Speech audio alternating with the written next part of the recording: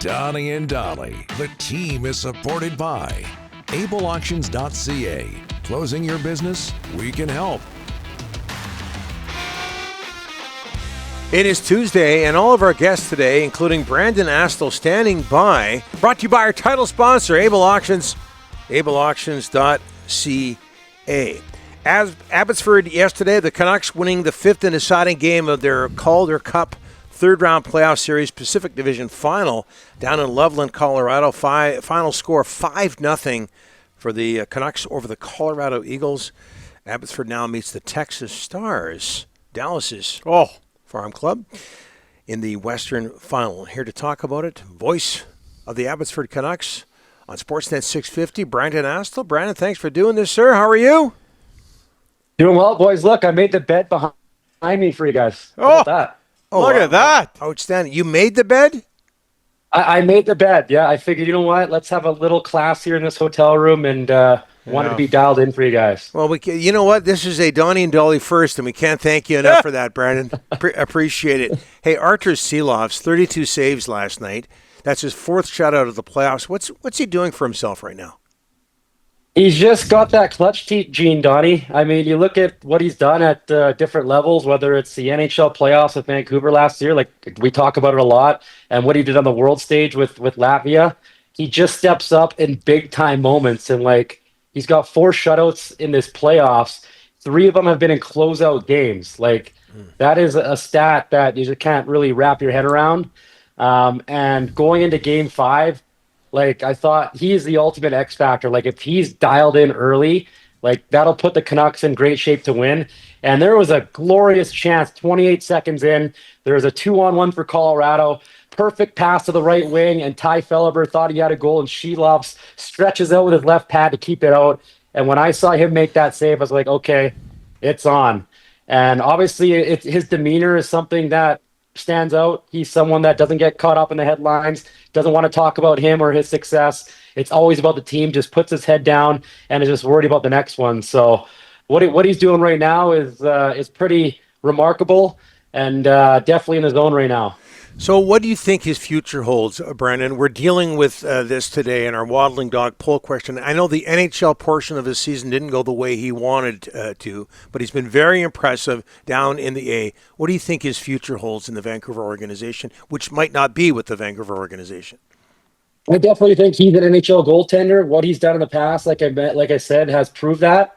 Obviously, it's one thing to do it at the AHL level. You got to do it in the NHL. I don't know, this past season, starting out, didn't go as planned for him after what he did in the playoffs when he was starting for Vancouver in the previous spring. But you just look at his body of work in Abbotsford and what he's doing right now. It's hard not to imagine him being a full-time NHLer. Obviously, I would love that to be in Vancouver. He's a huge fan favorite. Like, we saw how much the fans rallied around him last year in Vancouver. That's just par for the course in Abbotsford. Like, they love Arturs Silovs in the Fraser Valley, and he really appreciates their support. And yeah, the goaltending is a funny position, Donnie. It's hard to predict how things are going to go in the future. It can change within a snap of the finger. All it takes is a goaltender to get hurt, and then all of a sudden, thrust it into action goes that goaltender that's called up.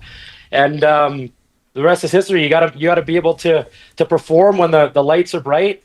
And Silovs has been down here in Abbotsford putting the work in with Justin Pogge, who's done excellent work with him and has gone a long way in his development. And yeah, we'll see what the futures hold. But just seeing what he's doing now, it's just hard not to think he's not going to be an NHLer.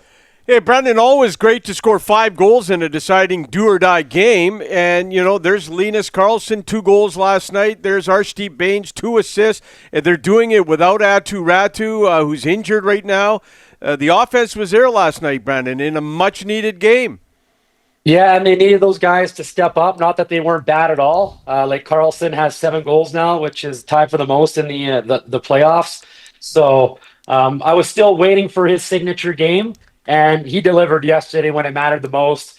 And you look at the specs, Rick, like, it says he's 6'1", 178, but he plays a lot bigger than that. Yeah. Like, his game really translates well in the playoffs. He likes to muck and grind in the corners, battle in front of the net. He's got a sneaky good shot like we saw last night. 2 clean ones, blocker side on Trent Miner. And I think that what he did with Vancouver in the last month of the regular season, he's just come down and has looked the same.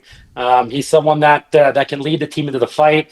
He's physical. He's never going to back down. Then you got Archie Baines, who had a great opening round against Tucson.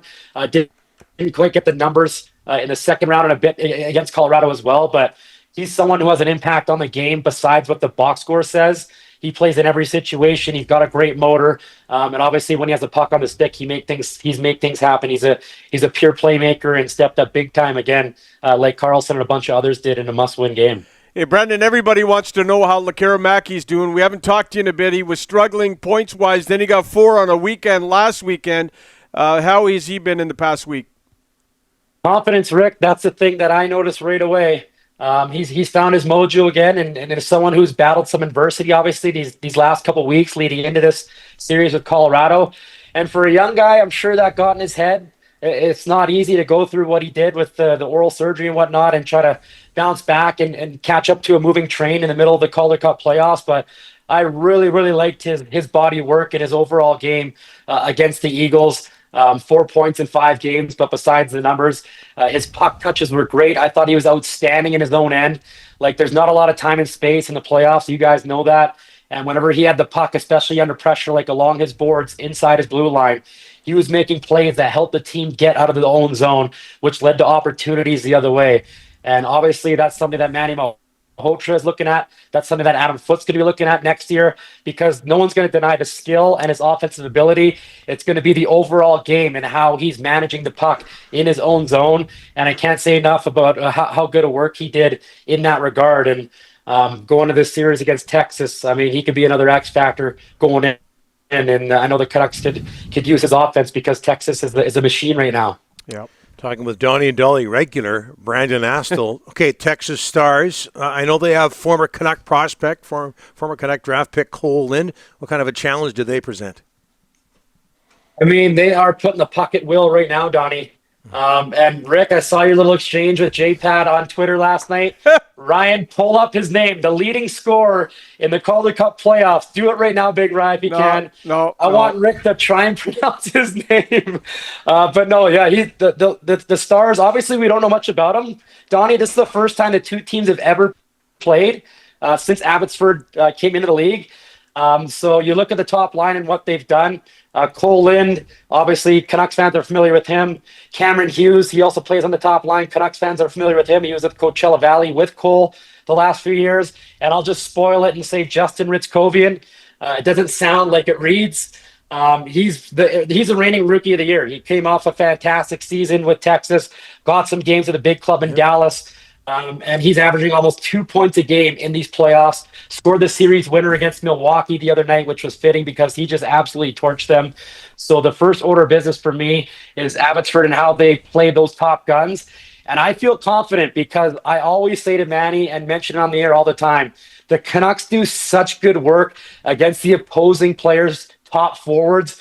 Like going into this series against Colorado, they're big guns like Tynan, Phillips, McDonald, who had 31 goals. They didn't get much in the 8-game regular season matchups, and that was still the case in the 5-game playoff series. Like, most of those guys just had 2 points in 5 games. Like, they just find a way to neutralize their skilled players, and it's doing it with a physical brand of hockey, and obviously having someone like Arturs Silovs doesn't hurt either. So I'm not sure what to expect. I think the Canucks would prefer to keep it a low-scoring series. That might bode well better for their chances, as Texas looks like they're more of a run-and-gun team. But the Canucks have the skill to keep up if that's the way it goes. All right, Brandon, I don't know if you're a Seinfeld fan or not, but you said you made your bed in your hotel room. Tuck or no tuck? Tuck, Donnie? There it is. Okay. It's nice and tight. All right. Love it. Lupe would be happy with you. I like my feet to go all in the air, swish and slash. Oh, so yes. that for me. It's official. You are a Seinfeld fan. Brandon, we'll have you back probably tomorrow or the next day. Yeah, like I say, you're becoming a regular. When do my benefits kick in? Is it one more appearance or? We'll talk. We'll talk. Okay, off the air. We'll call your agent. Thanks, Brandon. Always a pleasure, boys. Take care. Safe travels.